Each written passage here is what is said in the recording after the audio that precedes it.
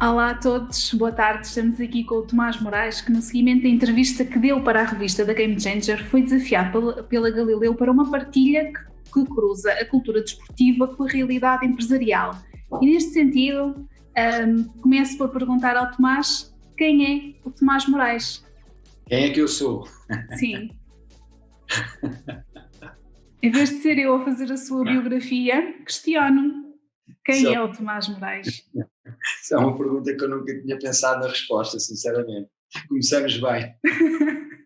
Não, antes de mais, Vanessa, cumprimentá-la e agradecer com certeza, enfim, o vosso desafio, não é, de estarmos aqui a conversar e enfim, responder a estas perguntas difíceis, que estão desde já a ser feitas.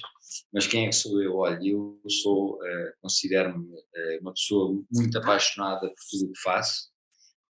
Sou muito competitivo comigo próprio, de maneira que gosto muito de desafios e gosto muito de provar a mim próprio que sou capaz de os ultrapassar e que sou capaz de os vencer e que acima de tudo treino e que me preparo para esses mesmos desafios.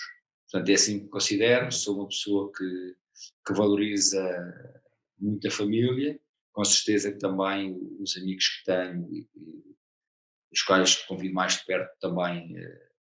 Gosto muito de estar com eles e de estimar, mas considero uma pessoa normalíssima que tem que ter tempo para o exercício, tem que ter tempo para gastar energia, tem que ter tempo para, acho que é a melhor expressão, para se pôr à prova.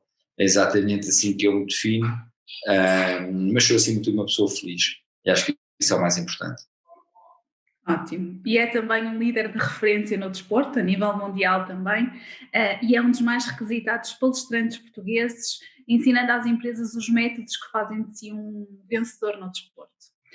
Nas suas palestras, o Tomás costumou falar da importância da liderança e do espírito de equipa no desporto, fazendo o paralelismo com o mundo organizacional. Quais são para si as maiores dificuldades que as organizações e os profissionais normalmente lhe transmitem ao nível da liderança e de trabalhar o espírito de equipa? Sabe, eu tenho uma forma de estar e de aceitar estes convites muito particular. Pronto, e uma delas é tentar o mais possível não entrar dentro das raízes da estrutura, está a ver? Porque eu tenho uma mensagem que é muito genuína.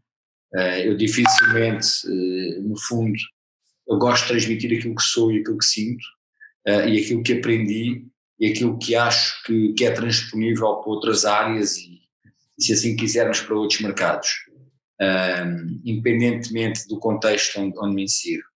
E como também tenho muito provida de uma vida muito forte em termos de relações humanas, de balneários, de estar com grupos, estar com pessoas e de sentir que sempre naquilo que fiz foi para essas pessoas, foi para o desenvolvimento, para a construção e para o bem-estar dessas pessoas.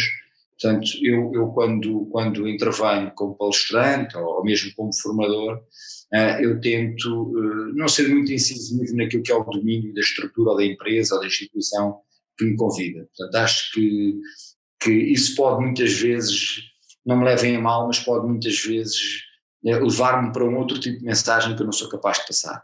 Pronto, e acho que as pessoas quando me convidam e realmente têm sido muitas, eu desde 2002 sensivelmente que faço palestras, portanto, enfim, não sei se há outros que fazem há tanto tempo, mas ao nível empresarial, ao nível social, ao nível também de alguns tipos de instituições de cariz de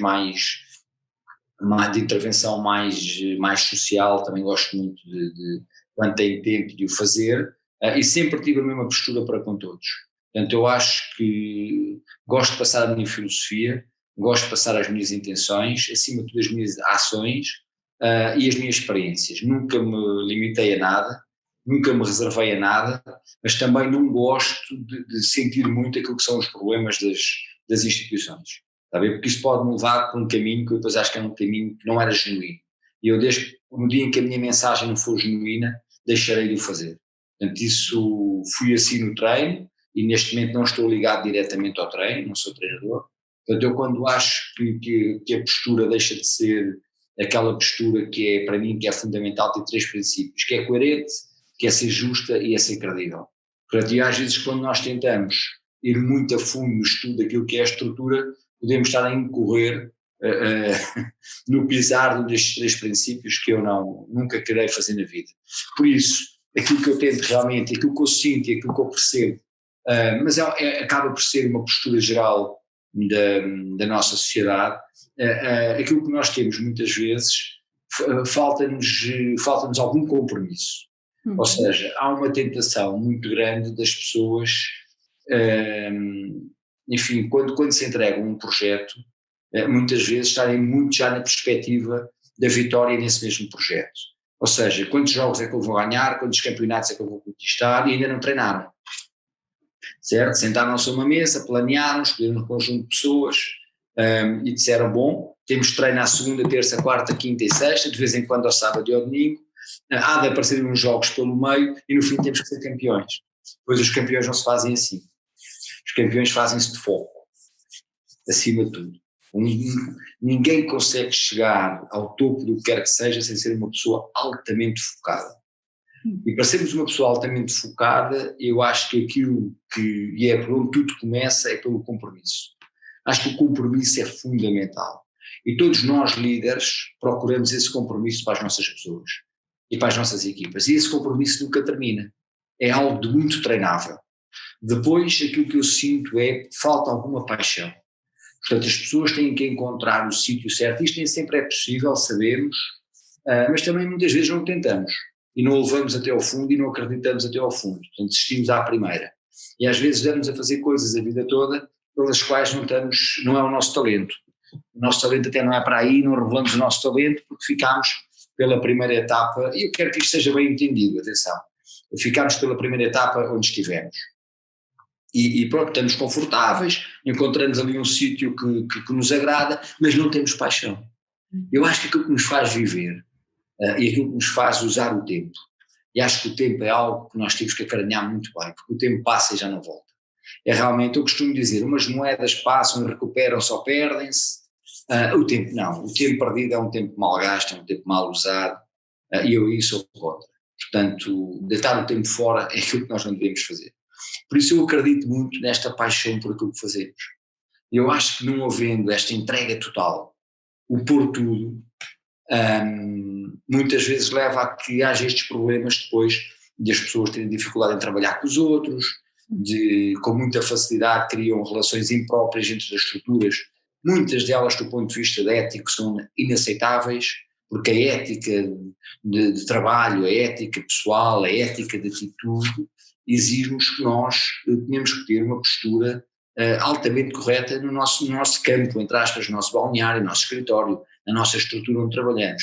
E as pessoas muitas vezes levam esse tipo de situações de uma forma errada, criam conflitos destrutivos, criam situações de revelação muito complicadas, não percebem que aquilo que é mais básico no trabalho em equipa é a nossa disponibilidade para cooperarmos e colaborarmos, é os 2 Cs, como eu costumo dizer. Portanto, não havendo colaboração nem cooperação, é impossível trabalhar em equipa, que eu para trabalhar em equipa tenho que ter eu vou utilizar aqui um termo muito académico, que é a chamada predisposição mental. Eu disse que isso é paciência, isso no nosso dia a dia é paciência. Se nós não tivermos muita paciência, não formos muito compreensíveis e não tivermos muita capacidade racional, nós temos dificuldade em trabalhar em equipa. Porque se pusermos só emoção no trabalho em equipa, se formos só atrás das emoções, o trabalho em equipa é impensável. A palavra está lá, a intenção está lá, a necessidade está lá, mas nós não conseguimos. Isso é inequívoco. Então eu costumo dizer que aquilo que me marca também neste conhecimento é as pessoas procuram muito aquilo que é uma coisa que devia ser inegociável, para mim, que é a atitude. Eu sempre disse aos meus jogadores, a quem me conheceu, porque é a minha atitude. Para mim a atitude é inegociável. Eu pedir a alguém atitude é qualquer coisa que não me passa pela cabeça. Porque eu acho que a atitude das pessoas é que faz a diferença. Aquilo que revela o dom do talento, aquilo que revela o talento que nós temos, é a nossa capacidade máxima de trabalho, esforço e sacrifício. Isso revela-se como? Com a atitude diária que nós temos. Portanto, se nós temos uma grande atitude, nós vamos alcançar. Isso para mim é evidente. E é engraçado que parece-me a mim, em algumas situações que encontro, eu tenho entrado, reparemos, se calhar em 80% das estruturas com quem eu tenho tido o privilégio de colaborar e de ser convidado, são estruturas de eleição, de top em qualquer parte do mundo. Portanto, tenho que dizer, pessoas de altíssimo nível e qualidade que me têm recebido muitíssimo bem. Pronto, e têm sido para mim experiências incríveis. Portanto, se calhar, depois há ali uns 20% que são estruturas que estão a precisar de reflexão, estão a precisar de parar para mudar o processo de treino, que às vezes é importante, o mesmo processo de treino não dá a vida toda. Portanto, por isso é que o treino evolui. Temos que ir adaptando. Claro, e às vezes precisam fazer assim uns estágios diferentes e de mexer com o mindset das pessoas e tal, e pôr as pessoas, se calhar, a recordar princípios que já esqueceram. Uma coisa que eu também noto, e passo-lhe já a palavra, uma coisa que eu também noto muitas vezes é as pessoas têm tendência muitas vezes a deixar cair aquilo que os levou ao sucesso. Pronto, no fundo foram bases muito simples, bases muito humildes, bases bem solidificadas que as levaram num caminho, que as levaram a chegar a um determinado sítio. E depois as pessoas, de repente, quando estão nesse sítio, começam a ter outro tipo de situações e largam-nas. E depois, às vezes, é preciso ir recuperá-las. Okay? Pronto, eu costumo dizer que um campeão consistente e um campeão sólido nunca perde essas bases, porque é um campeão que sabe viver com momentos de crescimento, de evolução e de festejo, e como sabe viver com momentos de frustração, e sabe que a competição é um zigue-zague, a competição é tudo menos linear, e a vida é tudo menos linear, e a forma como nós nos preparamos para este zigue-zague, para mim faz toda a diferença, e se calhar já respondi demais, portanto, mas só concluindo, eu gosto de sentir as estruturas, gosto de conhecer as pessoas, gosto de ir lá perceber um bocadinho, quando é possível, perceber um bocadinho o balneário delas, quais são as frases que andam na parede, se tem muitas frases, se tem poucas frases, quais são os valores que defendem, qual é a visão que têm, a missão que têm, como é que é a sua estrutura, que tipo de estrutura têm, depois qual é o processo, gosto também de perceber qual é um bocadinho o processo que as envolve, isso para mim é importante, porque isso no fundo depois é que vai potenciar as pessoas e o talento, portanto no fundo gosto também de perceber a estratégia, né? Portanto qual é um bocadinho a estratégia e a sua cultura, mas coisas muito simples que não me deixem interferir de forma alguma na mensagem que eu depois vou querer passar. Claro. O Tomás também acredita que em equipa podemos atingir tudo se efetivamente trabalharmos como um só, e isto. Esta ideia deve também existir nas empresas, na sua opinião? Olha, eu acho que isso deve existir em tudo, porque quando nós trabalhamos em equipa, e nós trabalhamos em equipa muitas vezes só connosco próprios, às vezes somos nós connosco ou contra nós, é uma dificuldade. Muitas vezes é. Falando um bocadinho mais a sério, nós trabalhamos em equipa quando há duas pessoas. E se quisermos ir aqui à profundeza do espírito, repara as dificuldades que muitas vezes nós temos para manter o entendimento entre duas pessoas, que supostamente até gostam de si e que gostam da outra, supostamente pessoas que no fundo estão predispostas a estar com essa pessoa e a fazer algo em comum. Para haver uma equipa tem que haver claramente uma sinergia comum, tem que haver uma sintonia, um grande problema, e um alinhamento. Havendo sinergia, sintonia e alinhamento à equipa, seja de 2 ou de 5 mil pessoas. Pronto, é isso que muitas vezes que nós deixamos fugir. Eu acredito que ninguém faz nada sozinho. Eu não acredito muito naquelas pessoas, mesmo vamos lá ver uma coisa, nas coisas mais individuais, nós hoje em dia temos influências externas, temos apoios externos e recorremos, basta eu recorrer, eu costumo dizer, quando trabalho em equipa também com os stakeholders, não trabalho em equipa só com os meus, trabalho em equipa com todos os outros que influenciam a minha estrutura. E trabalhar em equipa é acima de tudo alimentar uma relação.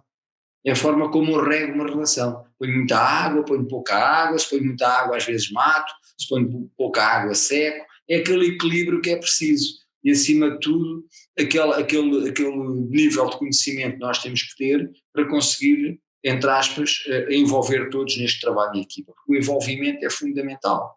Porquê? Porque nós muitas vezes exigimos produtividade às equipas. Não vale a pena. Eu exigir a uma equipa minha que ganhe, só por ganhar, não vai acontecer. No fundo, o que é que eu tenho que fazer? Eu tenho que estimular a ganhar, eu tenho que estimular a produtividade, eu tenho que incentivar a produtividade, eu tenho que inspirar a produtividade. É isso que eu penso no trabalho em equipa. Por isso considero que se nós realmente pensarmos como um só, as nossas cabeças estiverem alinhadas quase como uma só, que nós podemos atingir qualquer coisa trabalhando em equipa. Tudo é possível de se atingir. Mas também podemos perder tudo, quando muitas vezes queremos nos desviar da equipa e queremos trabalhar sozinhos. Está a ver? Pronto. E isso, infelizmente, no nosso modus operandi ainda acontece muito. As pessoas têm tendência a determinado momento, querem resolver por si, ou de quererem uma coisa que para mim é inexplicável, que é o protagonismo da situação, o protagonismo do negócio, o protagonismo do projeto, querem a sua assinatura, pronto, e muitas vezes assinam sem perceber que por trás delas tiveram um conjunto de pessoas que permitiram essa assinatura. Portanto, eu acho que a raiz natural com que nós vivemos a equipa é que nos vai poder fazer sentir se realmente todos em conjunto podemos atingir algo, ou se nós temos muita tendência em querer trabalhar de uma forma muito individual. E estava aqui a falar do estímulo, portanto, estimular a produtividade, estimular aqui este espírito de equipa. Como é que podemos preservar a união e o espírito de equipa agora nesta fase de afastamento social em que muitas vezes as equipas estão em teletrabalho, estão divididas, estão afastadas? Olha, repare, não é fácil, não é fácil. Com certeza que se nós falamos que a relação de proximidade é fundamental na vida de uma equipa, portanto aquela questão que é a proximidade, no fundo, entre aspas, entendam bem, mas a proximidade com alguma presença física, as pessoas poderem se olhar nos olhos, poderem, enfim, estar no mesmo espaço, conviver no mesmo espaço, sentir o mesmo espaço, tudo se torna mais difícil quando estamos divididos por um ecrã, certo? Ou quando estamos divididos por uma distância, como nós temos vindo a viver nos últimos meses. Mas a vida é uma adaptação constante. E se calhar nos primeiros 2, 3 dias, 4 dias, as pessoas nem quiseram comunicar muito umas com as outras. Foi mais por necessidade. Tenho coisas para fechar de trabalho, tenho negócios, tenho não sei o quê. E as pessoas então entraram nesta eu só comecei a mexer no Zoom 4 ou 5 dias depois de estar em casa. Até lá foi pelo telefone e pelo FaceTime e mais não sei o quê. E depois é que nos fizeram chegar uma ferramenta à mão maravilhosa. Ainda era desconhecido, não é? Há outras, não é? Portanto, no fundo, um meio online onde nós possamos com muita facilidade comunicar e sentir-nos, na verdade, porque estas ferramentas permitem isso, que é a pessoa ver-se, sentir o espaço da outra, entrarmos em casas e em sítios incríveis, conhecemos até melhor as pessoas. Nós, se calhar, com esta ferramenta que tivemos e em algumas reuniões que se fazem em que as pessoas estão no seu espaço físico e não têm problemas até muitas vezes de o abrir, nós até conhecemos melhor a pessoa. Até se estivermos muito atentos, conseguimos retirar bem mais qualquer coisa da pessoa. Portanto, eu acho que o espírito de equipa que nós estamos a falar é uma coisa que se cria mesmo à distância. Portanto, não há problema. O espírito de equipa é quando nós sentimos que estamos realmente todos alinhados só para um vértice. Não há dúvidas, não há desvios. Estamos todos a querer ir para o mesmo caminho. E acho que nesta adaptação que eu falo, nesta adversidade que nós tivemos que viver, que é este Covid, o facto de estarmos à distância, permitiu-nos, àqueles que realmente têm essa intenção, permitiu-nos manter os mesmos espírito de equipa, se calhar até melhorá-lo, permitiu-nos, se calhar nos primeiros dias, até tirarmos algum oxigênio daquele trabalho presencial e darmos algum espaço à família. Sentimos outra vez o valor de que é poder trabalhar um bocadinho no nosso espaço, onde nós estamos. Às vezes alguns foram procurar até um espaço que se tiver essa oportunidade ao ar livre. Porque não trabalha-se tão bem ao ar livre? Porque que não se já trabalhar ao ar livre? É a cabeça que pensa, quer dizer, não é o teto. Portanto, acho que houve aqui formas de nós percebermos a dinâmica que existe hoje em dia no mundo atual e aquilo que nós podemos retirar desse mundo atual, as vantagens que isso tem. Portanto, por exemplo, por que não? É uma coisa que eu me questiono. As crianças precisam de ar livre para crescer, precisam de brincar. Portanto, as crianças estão a viver um momento de constrangimento, se calhar muito pior que o dos adultos.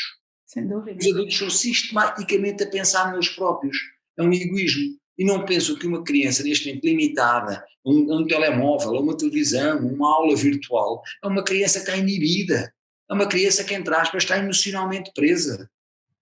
Okay? Portanto, e eu começo a ver hoje em dia, a discutir-se, professores a darem aulas ao ar livre.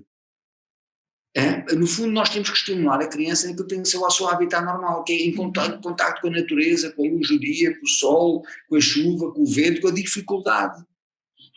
Eu até, enfim, mudo um bocadinho o meu tom a falar nisto, porque realmente, e acho que é aí que se cria espírito, é quando nós vamos à procura das respostas para aquilo que as pessoas precisam num coletivo, e temos essa dinâmica. Portanto, o espírito aqui para mim é muito mais que uma roda, está a ver, onde nós dizemos palavras bonitas uns aos outros. O espírito de equipa é a forma como nós sentimos a camisola que vestimos, e a forma como sentimos que a pessoa que está ao meu lado direito ou ao meu lado esquerdo sente essa camisola, porque só há espírito de equipa quando nós evidentemente sentimos todos com grande intensidade essa camisola e estamos dispostos a fazer tudo, a meter tudo, a dar tudo, para essa mesma camisola. Isso para mim é o espírito. E nós aprendemos que, durante este tempo, que nós podemos fazê-lo também com este distanciamento com que nós temos esta entrevista. Portanto, que isso é possível fazer e que nós não podemos perder o espírito se não estivermos no mesmo sítio, não é? Agora, com certeza, há áreas e há matérias que isto é mais difícil do que eu estou a dizer, é mais filosófico. Porque, por exemplo, jogar sem estarmos no mesmo espírito é difícil. Mas também vi treinadores manterem equipas durante cerca de 5, 6 meses a fazerem treino virtual. Treino virtual. Pronto, exatamente, vi isso com uma capacidade de imaginação, de criatividade, de inovação desses treinadores que se calhar no terreno eles nunca iam pensar com essas ferramentas. Okay? E se calhar hoje em dia vivemos até em alguns regimes mistos, em que se está a começar a usar melhor o próprio bem-estar da pessoa e pode-se treinar muitas vezes neste regime e a pessoa está no sítio onde está e depois o treino coletivo. Portanto, criaram-se aqui novas ferramentas, novas ideias, novas vivências. Acho que, na verdade, se olharmos bem, não vou pôr aqui o plano económico em cima da mesa, porque não é essa a raiz da nossa conversa, nem queria ir por aí, mas do ponto de vista comportamental, que é a razão desta nossa conversa, passa exatamente por nós termos novas raízes. E se calhar nós desenvolvemos aqui novas ferramentas, novos skills, se não houvesse esta adversidade, nunca nos iria acontecer. Portanto, eu acho que nós podemos dizer que de alguma forma, e larguem lá os euros e o que for, do ponto de vista humano, do ponto de vista da adversidade, da solidariedade, da compreensão pelo outro, do respeito por regras. Deu para ver nesta pandemia que as pessoas têm muita dificuldade em respeitar uma regra. Gostam muito de respeitar a regra que lhe dá jeito. No momento que lhe dá jeito e que não lhe tira conforto. Pois bem, não há sucesso sem regras, não há sucesso sem exigência, não há sucesso sem rigor, e isto é que vai dar a disciplina que é preciso. E até neste momento, nós somos obrigados a estarmos muito disciplinados naquilo que fazemos.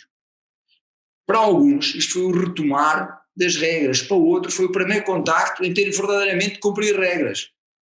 Portanto, eu olhei para o lado bom, vamos lá ver uma coisa, desta pandemia que é horrível, e naquilo que eu faço atualmente, isto afeta-me imenso, eu não podia estar com pessoas, enfim, agora começaram as palestras presenciais, felizmente este mês já me deu essa possibilidade, mas mesmo com grupos pequenos, que é o que tem acontecido, dentro das regras da direção da DGS. O desporto, por exemplo, o desporto de formação está parado, não é? Neste momento não há competição, não pode haver treino com grupos, o treino tem que ser com distanciamento, é um treino muito analítico, muito técnico, portanto foge muito da essência, por exemplo, de um jogo coletivo. Mas pronto, até com isso nós temos que aprender a viver com essas orientações e cumprir essas regras.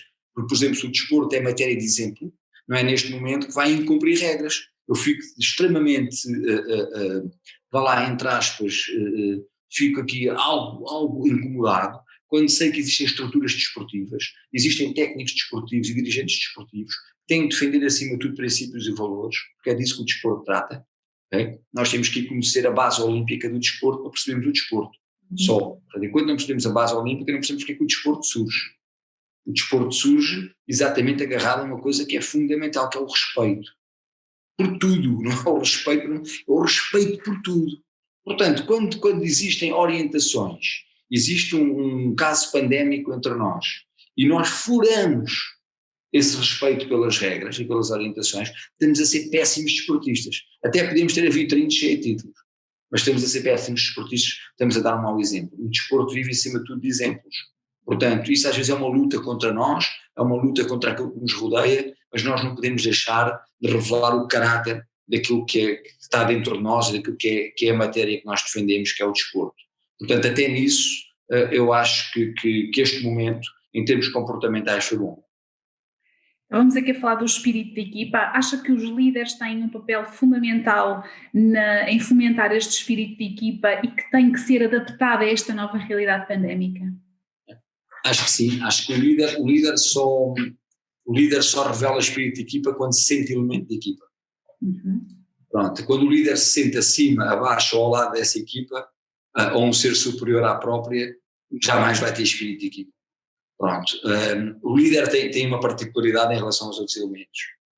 O líder é alguém que tem que ser ambicionado, toda a gente deveria gostar de ter posições de liderança. Portanto, é a curva natural da vida, nós irmos crescendo até atingirmos. Portanto, o líder tem que sentir isso, e como tal, eu só vejo um líder quando vejo alguém que é o espelho da sua equipa. Pronto, eu vejo o líder, vejo a equipa e sinto que aquilo há ali uma sinergia, há ali uma união, e havendo uma união há um espírito. Porque é só um, o espírito é só um. Nós não podemos dizer, temos espírito de equipa, mas depois temos 3, 4, 5 comportamentos diferenciados. Não, nós temos espírito de equipa quando o alinhamento é só um, ponto final. Não vale a pena, na minha opinião, não vale a pena inventarmos mais nada. Pronto, nem irmos à procura de muitos livros de bomba de gasolina que nos vão dar muitas histórias e muita coisa. Queremos espírito é fácil. Queremos espírito, há uma face que é a face da equipa, que é a face do líder.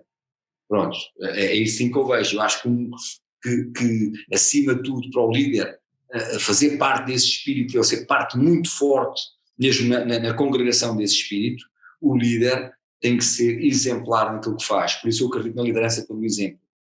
Acredito muito na liderança pelo caráter e na liderança por aqueles 3 Cs que eu falava há pouco, são precisamente o sermos cooperantes, credíveis e coerentes. É fundamental. Havendo isso, vai haver, inegavelmente, um espírito de equipa. Porquê? Porque se houver uma clara postura virada para a equipa e para o crescimento da equipa, para o bem-estar da equipa, para atingir um objetivo comum, aí estamos a falar em espírito. E só há espírito se o líder estiver integrado. Porque às vezes dizem, a equipa tem um grande espírito, mas o líder não faz parte da mesma. Bom, eu tenho aqui dúvidas, pode haver qualquer coisa de muito bom, mas já não é bem o espírito, é outra coisa qualquer. Também não sei o quê, mas é outra coisa qualquer. Estamos aqui a falar de líderes e existem alguns líderes, nomeadamente nos Estados Unidos e no Brasil, que estão a ser criticados pela forma como abordaram esta crise provocada pela pandemia. Na sua perspectiva, é um problema de liderança? Olha, repare, os líderes, nomeadamente os carismáticos, aqueles que têm funções onde o carisma tem que pegar, não é? Portanto, a liderança política, nós sabemos que é uma liderança com uma base carismática muito forte. Pode ter depois outras diretrizes, ou podemos escrever até do ponto de vista da ciência, estudá-la e classificá-la como lideranças transformacionais, determinadamente transacionais, mas há uma característica que elas todas têm que ter, que é a característica do carisma. Portanto, não havendo carisma, dificilmente nós lideramos países ou enfim, ou nações com tanto relevo. Portanto, algum carisma há no lado bom, no lado da crítica construtiva, como também há no lado da crítica destrutiva. E para um líder carismático isso acontece, nós sabemos, não é? Pronto, um líder carismático corre riscos muito grandes. Porquê? Porque tem uma intervenção pública com uma dimensão enorme e com uma percepção enorme. Portanto, eu acho que aconteceu a alguns líderes carismáticos, nomeadamente líderes de países, como falámos, nesta crise pandémica, tomarem decisões do ponto de vista de posicionamento que foram mal compreendidos. E ficou também aqui uma clara lição para todos. Uma das coisas que tem que haver na liderança é a compreensão máxima de todos aqueles que são liderados por essa mesma perspectiva do líder. E não havendo compreensão daquilo que o líder transmite, quando criam-se realmente ondas de contestação enormes. Eu acho que houve, talvez, não sei porque também não analisei isso, nem tão pouco tive tempo para procurar as razões que isso tenha acontecido, mas eu acho que nestes momentos a liderança tem que se pôr ao lado das pessoas. Mas não é ao lado das pessoas que lhe convém, tem que se pôr ao lado das pessoas que precisam, das que mais necessitam, e tem que perceber a afetividade, no fundo aquilo que é as relações de afetividade que possam haver dentro de uma mesma nação e acima de tudo o impacto que essa decisão possa ter em qualquer pessoa. Não é só numa determinada fatia, não podemos estar a ver só a vertente económica e tomar decisões porque sentimos que se nós tivermos decisões mais do domínio da saúde pública vamos afetar a economia. Pronto, tem que haver razoabilidade na forma como olhamos a tudo aquilo que é o domínio de uma liderança, que nós acima de tudo dominamos pelo conhecimento, não é? É impossível nós liderarmos o que quer que seja se não tivermos um conhecimento muito específico na matéria que lideramos, mas depois um conhecimento muito forte daquilo que são as matérias de suporte, adjacentes, no fundo temos que conhecer tudo, um líder dessa dimensão. Uma visão geral, sim. Lidera com ele, não pode liderar sozinho, eu não acredito que uma pessoa com um carisma desses lidera sozinho. Portanto, eu acho que houve aqui incompreensão muitas vezes, mas acima de tudo também houve aquilo que eu considero que possa ter havido alguma forma precipitada como se tomaram posições e como se extremaram ideias, exatamente numa crise muito grande, que eu nunca pensei vivê-la, sou sincero, nunca imaginei que pudesse haver um momento destes, saúde pública. Portanto, porque nós estamos a ver pessoas, eu próprio, já fui afetado, já estive positivo sem um sintoma, pronto, e nunca pensei ser afetado. Sou daqueles que, até pelo regime de trabalho que tenho neste momento, nós temos que ser cumpridores absolutos de regras, portanto, todas elas que estão dentro dos planos de contingência, e na verdade, num teste de controle, pumba, dei positivo. Só fui para casa 3 meses preso para um quarto, mas a minha maior preocupação não foi estar preso no quarto, foi se tinha transmitido ou não a pessoas de risco, nomeadamente às pessoas de risco, e afetar a vida dessas pessoas, porque há muitas pessoas que aquilo que fazem são afetadas por ter que ficarem em casa, não podem ter teletrabalhos, nem se podem dar ao luxo, como há casos em que o vírus está há 4, 5, 6 semanas com a pessoa, não é? Portanto, eu acho que nós devemos pensar em tudo, nas pequenas e nas grandes coisas, e não pensar só no impacto grande que vamos ter. Portanto, eu acho que se calhar, e penso eu também, que se alguns desses líderes pudessem voltar atrás, não fariam da mesma forma. Acredito, quero acreditar que não, que fariam de forma diferente. Acha que no combate a esta pandemia que estamos a viver é também preciso e essencial este espírito de equipa entre todos nós e esta preocupação com o próximo? Eu acho que isto passa a ser, nós aqui podemos sentir ao máximo que estamos todos a lutar pelo mesmo objetivo. Se nós queremos sentir um espírito de nação, o espírito de nação é este, é termos um Portugal exemplar na forma como atacou este domínio. Mas aí também os nossos líderes, eu chamo de líderes políticos públicos, têm que ser os mais exemplares de todos. Eles não podem ter uma falha, porque é nos olhos deles, em todos os momentos, que toda a gente tem, porque a gente está a ser muito prejudicada, está a sofrer muito. Nós temos pessoas que estão realmente a sofrer muitíssimo, e algumas que não estão a sofrer agora, mas que vão sofrer daqui a uns anos. Há indústrias que não estão a sofrer agora, mas que vão sofrer daqui a 4, 5 anos, o impacto daquilo que está a ser feito agora. Portanto, todo o comportamento que nós possamos ter do nível público tem que ser um comportamento altamente ajustável àquilo que nós estamos a viver. E se assim for, e se o entendimento for esse, e a postura for essa, qual é o sentimento? É um sentimento que estamos a fazer para a nação, estamos a fazer para Portugal. E orgulhosamente, penso todos nós gostamos de ver que algumas das medidas que foram tomadas tiveram um impacto internacional. Portanto, tiveram um impacto enorme. Agora, também a nossa capacidade de sofrimento tem que nos levar a sabermos aguentar esse tempo, a não dizer estou esgotado, estou cansado e agora vou desistir de tudo e já não uso mais máscara e a máscara não serve para nada e já não vou lavar as mãos e já não vou assim não sei o quê e vou para sítios públicos e vou fazer festas e vou para aqui e vou para ali. Esse é que é o risco. Nós no fundo não podemos desalinhar as pessoas. Eu acho que esta é a missão de quem tem, e é uma missão muito difícil, muito complicada, do ponto de vista da política pública e da saúde pública, nós mantemos um país alinhado durante tanto tempo e nós não sabemos quanto tempo virá ainda. Eu acho que até aí nós temos que treinar as pessoas e temos que habituar as pessoas e saber comunicar muito francamente e honestamente com as pessoas sobre aquilo que está a passar, não esconder nada. Pronto, eu acho que isso tem sido, de certa forma, posso lhe dizer que eu tenho ficado agradado na maior parte das vezes como as coisas têm sido feitas e a forma como tem sido implementado. Às vezes pouco compreendido, mas tenho gostado de ouvir muitas intervenções do domínio da saúde privada, da saúde pública, muito até do domínio político, tenho visto boas intervenções, mas precisamos de ações, e as ações vão ter que ser coerentes até ao fim, que é para as pessoas não se desviarem deste espírito que nós estamos a falar, e deste espírito neste momento é o chamado espírito de ser português, é o espírito de Portugal, e Portugal tem que estar acima de tudo. Espero que sim, e concordo consigo, estou alinhada consigo.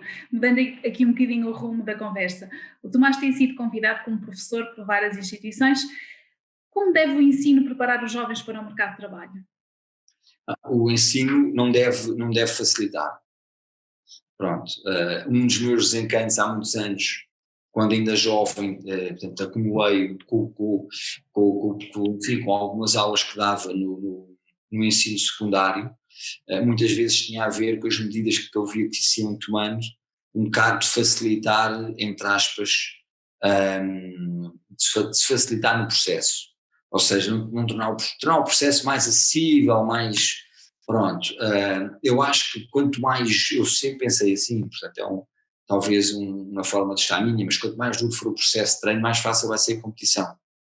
Pronto, quando nós mais facilitarmos a determinado momento, acabamos por também estar a criar condições para que seja mais difícil a competição para nós. Eu vejo o contrário, quanto mais difícil for a preparação, mais fácil vai ser a competição. Portanto, é assim que eu penso, é isto que eu sinto e acho que ensinar é preparar para tudo. Ensinar é preparar as pessoas para estarem de certa forma e numa lógica integrada, capacitadas para o que aí vier. É assim que eu vejo. Portanto, é assim que eu vejo o ensino. Vejo o ensino também como uma transmissão de um conjunto de coisas que não se veem.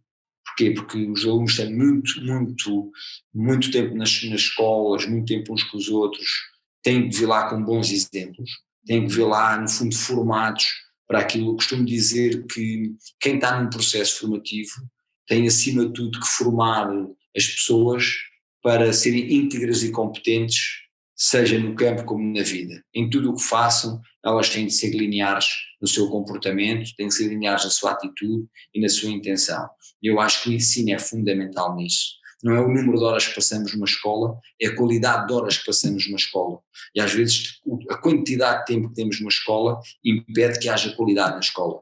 Foi isso que eu senti. Pronto, e depois vai ao longo da vida. Nós temos que trabalhar acima de tudo pela qualidade.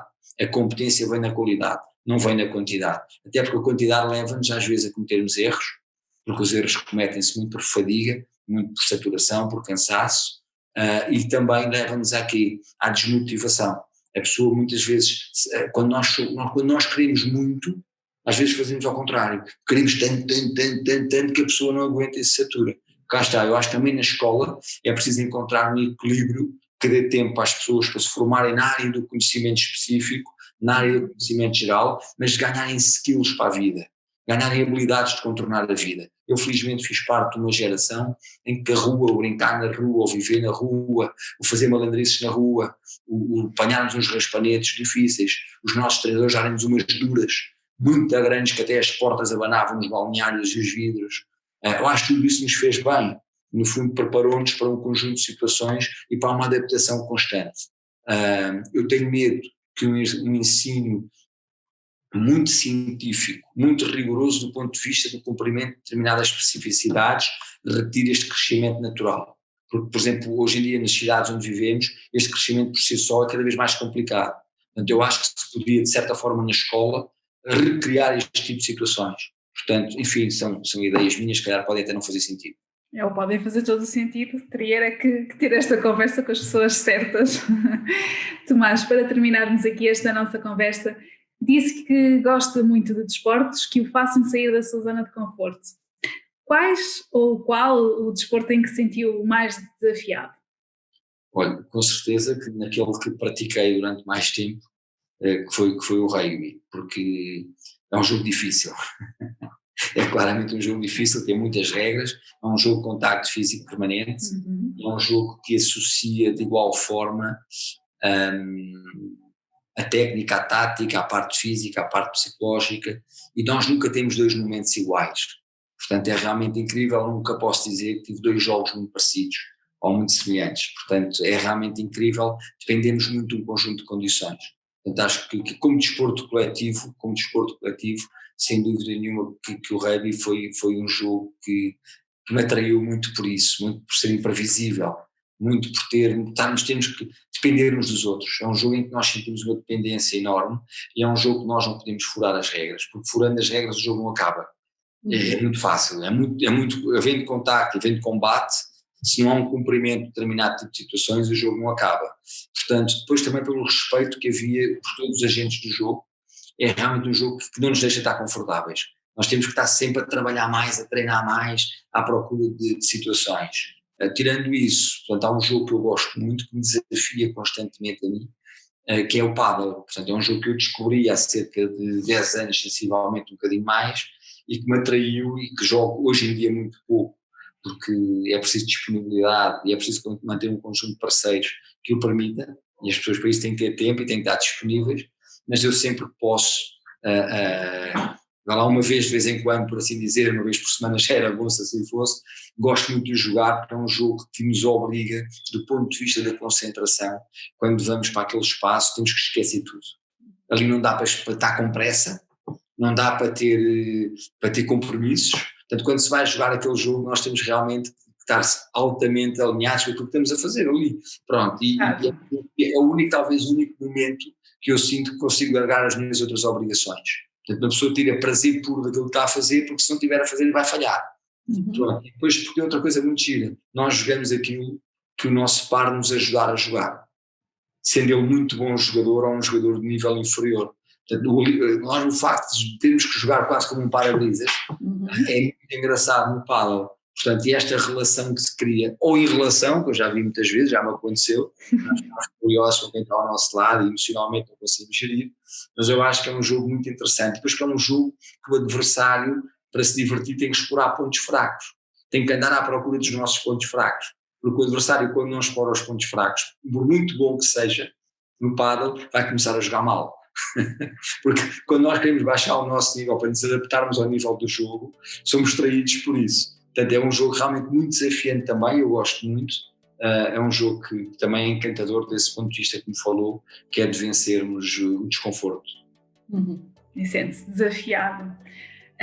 Tomás, eu agradeço a sua disponibilidade para termos para esta entrevista, foi um gosto falar consigo. Muito obrigada. Muito obrigado eu. Obrigado.